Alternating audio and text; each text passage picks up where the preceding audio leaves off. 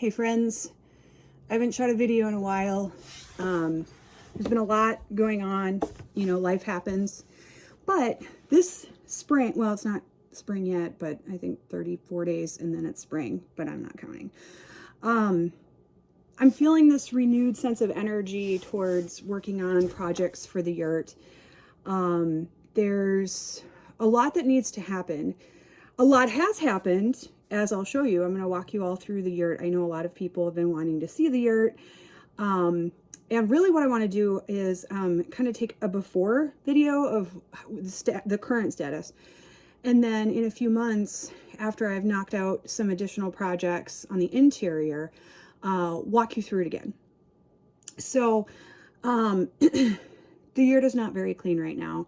It needs to be dusted and vacuumed and swept. And so I'm giving you like raw yurt, Tessa's raw yurt life. I mean, I tidied up some things, but generally I just kind of want to show you sort of what it's really like in here. We're lucky we got some sun today. You can see it coming through the dome a little bit. That's one thing. You can kind of see it. I have to go up there and trim off the excess and then probably add some more caulking up in there, although I haven't had any leakage. One thing I do get is condensation. So when it gets warm in here, condensation in the dome does happen. It drips down. I just throw a bucket or a towel down. I mean, there's really not a whole lot I can do about that. I do not have the type of yurt where the dome opens. And that's fine. I'm okay with that. So bear with me. I'm going to take you through bit by bit and talk about what I've done and what I would like to do and kind of go through some of the pros and cons because it's not all fabulous. It's kind of tough in some ways. So just hang tight and enjoy my yurt tour. I'm standing just inside the door, and as you can see, I have, oh, there goes Henry. He probably wants some food. I have a dog and a cat who live with me for very functional purposes. Cat takes care of mice, which we've only had one. Fearless dog takes care of intruders, which I have had 0. Anyway, I can't afford flooring right now. And even if I could, there are so many options and choices. I don't know what I truly would like. So I have opted to just paint the floor with like porch and floor paint and just kind of live with that for a while. I opted with the sort of the off-white color. I just think it feels brighter. Obviously it's dirty right now, but like I told you, the yurt needs to be cleaned and I'm giving you the raw version. So the floor is something that I will have to finish painting. So I'm actually hoping that because we're going to have some warm temps this weekend, I'll be able to paint the rest of the floor. So in looking around, you can see here is the kitchen. I did get the floor mostly painted in there. And I've got dishes because I live. And basically, yeah, this is a really wonderfully functioning kitchen. It's the right size for me and maybe one other person, and Henry, of course. And so I like my kitchen, and I especially like it because it's actually open to the rest of the yurt. So I can, I can be fixing something, and if I have a guest over, they can be hanging out, sitting with me, or if I want to watch some television. I do have a TV. I'm not quite that much off grid, though I don't have an antenna or anything. So yeah, so love the kitchen. And then as we kind of go in here, I'm turning this into quite the plant sanctuary. I have Valentine's cards. Thanks, friends. But yeah, plants are so important to me, especially in the winter, because like so many of us in the Northern Hemisphere, wintertime depression is a real thing. So the plants really do help. Some survive, some hang on. And of course, we do have our occasional fatalities.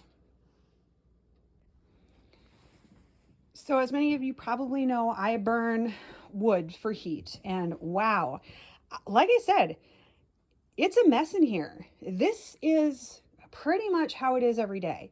There's mess here, there's mess there, there's mess all over the floor. The wood makes a mess. It's kind of hard to keep up with. I tend to sweep up and clean up this wood area a couple times a week, but even still, it's just kind of a constant battle. So if you're someone who doesn't like this look, then either have a different solution than what I have, or maybe a pellet stove would be a better choice for heating your yurt, or even, you know, depending on your climate, mini splits or electric baseboard or whatever. So yeah, the woods, the heat source is a mess most of the time in the winter. But I still love the crackle of the fire. It's one of my favorite things to sit in the morning and have my coffee, or in the evening and have a glass of wine. It is absolutely so relaxing and peaceful, and I do really love it. So again, more plants. I have a propagation station up in there, and I finally did most of my backing of my fireplace. Unfortunately, I have to take it all down because I'm going to insulate behind there, and I know I have to do some caulking behind there as well. So it looks cool. I love it. I'm very happy with it, but unfortunately I have to redo it, which kind of is a bummer, but that's life. So let's head into my little home office. If you know me, you know that I am very blessed. I get to work from home. And I'm an analyst for a company, and so this is where I spend most of my time.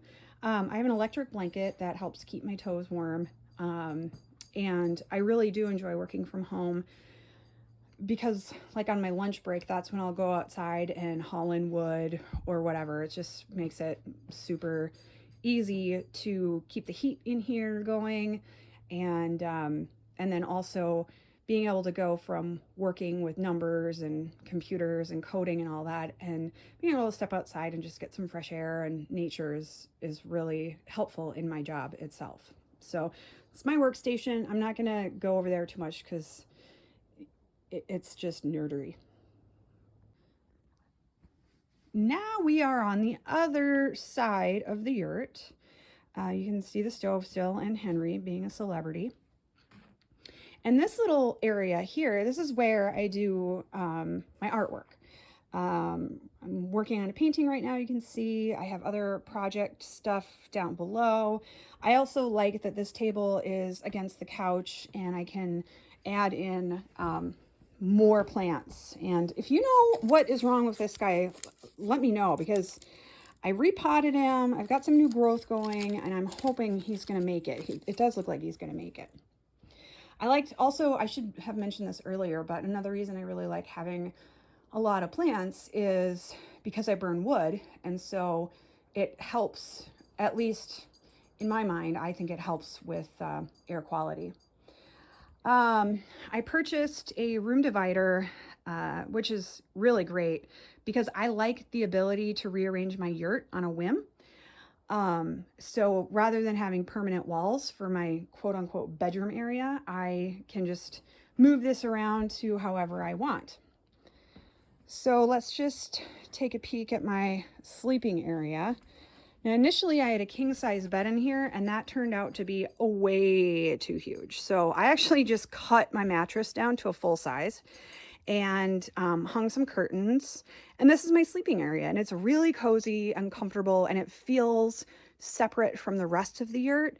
But again, because I have the wall divider thingy, I know that I can rearrange things if I want to. So that's one of the things I really love about having a yurt, is the ability to just rearrange and do whatever and so on.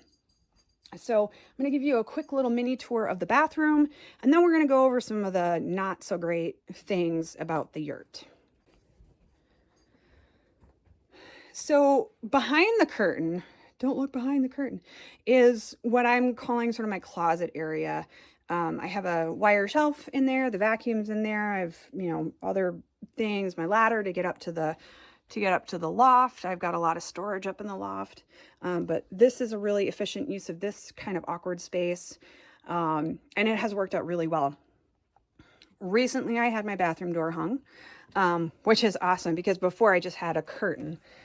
And then here's my bathroom. I know a lot of Yurt people will have an outhouse, but I live in Wisconsin and it's really cold, and I did not want to have to go out in the middle of the night when it's 20 below and use the toilet. So I decided to go modern. I picked up an antique clawfoot bathtub. One of the projects I have in mind is to refinish it, so all of that gross looking rust will be gone. It still functions perfectly well. I love taking baths in it. It's really quite lovely. I also have my sink, which I found on Craigslist, and it fits in here perfectly. There's a few tweaks that I need to make to it, but it's perfect for me. And behind that curtain is my washer and dryer. I have energy efficient utility or appliances, and the dryer is a ventless dryer, which I would absolutely recommend to anyone. It's been super great. Really happy with how that turned out. So yeah, this is my bathroom. Also behind this curtain is sort of my closet, but I'm not going to show you because it's a little too messy for me even. So now we're going to take a look at the biggest problem I have in this yurt, and as soon as it is dry enough, I plan on solving this problem. You see how there's a yellow towel on the floor? It's because I have moisture coming in anytime it rains or the snow melts or what have you. So I have to go in there and cut out the expanding foam that I have and hopefully figure out exactly where the gaps are and then clean that up. And then when that's done, then I can start doing things like adding in the drywall. But that is super annoying that the moisture comes in like that. It happens in the back door too. So I know it's just related to the door. I don't really have moisture coming in anywhere else, which is super positive. But even still, that is an area that I have to focus on as soon as it's dry enough. One thing that I wish I could go back and do differently is actually, I wish I could have spent more time getting proper spacing of the roof rafters. They're not all perfect. They're all kind of like different, different amounts of space between them. And at the time, it didn't really bother me, but now it does bother me. So unfortunately, there's not a whole lot I can do about it at this point. But word of advice, if things like this bother you, I highly recommend taking the time and doing the good measurements and getting it situated so that it's symmetrical and appealing visually. Also, another thing I have, which I really need to figure something out, is this is my storage loft, and it's great, but right now I'm just kind of putting stuff up there, and I need to figure out a better way to organize that space. So it's not such a oh, look at all my junk up here. That's cool. And then the last thing I'm going to talk about here is this sort of cutout panel. Behind that panel is what I call my utility closet. And what I'd like to do is put this piece of panel cutout on some hinges and actually turn it into a door. I like the idea of it sort of blending in to the wall and not standing out. And so that is something that hopefully I can do fairly quickly. So, yeah, so that's kind of the mini tour of my yurt. I hope you liked it. So you've seen the yurt. I've talked a little bit about some of the not so great things, the messy wood, the water by the door, the dust and so on. But in all, I love my yurt, and I'm looking forward to making improvements in here so it's even better than it is right now.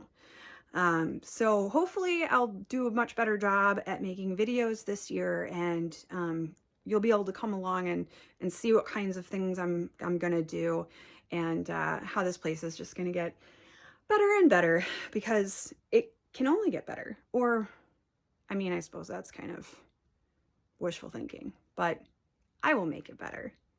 Anyway, I hope you all have a wonderful day, and feel free to leave a comment. If you haven't subscribed yet, go ahead and subscribe. I'm not super into, you know, like, oh, I need 1,000 subscribers, but it would be kind of cool, just to be honest. So anyway, I gotta feed the dog and get on with my evening. So see y'all.